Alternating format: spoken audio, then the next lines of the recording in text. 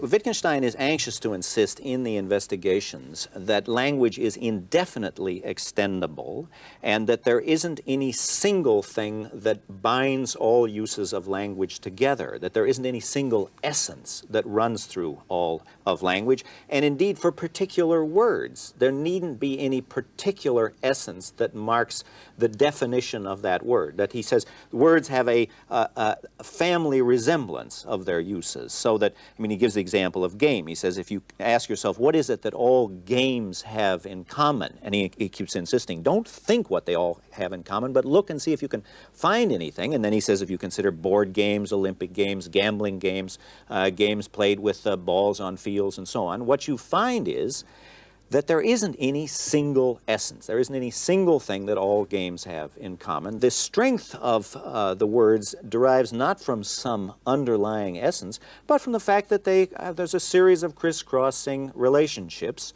similarities, and he compares that to the way that the various members of a family resemble each other. And he calls this a family resemblance relation. Remember, he is militating against a very powerful philosophical tradition.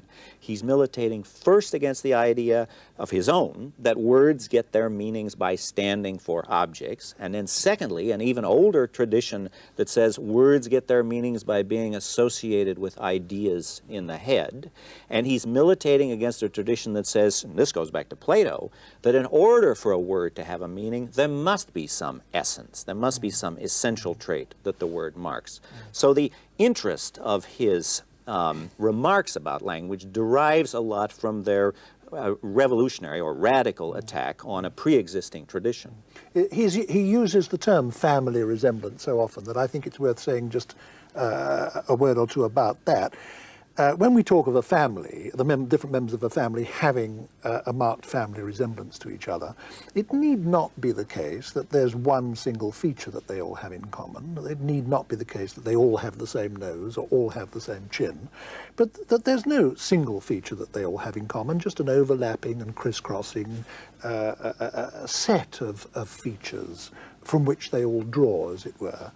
Now, Wittgenstein is saying that this is true of language and meaning, that if we look at a term or a word, it's a great mistake to look for the one thing that it means, because there is no one thing that it means. The meaning of a word is like family resemblance in that case. Namely, a word has several different meanings, like the several different members of a family.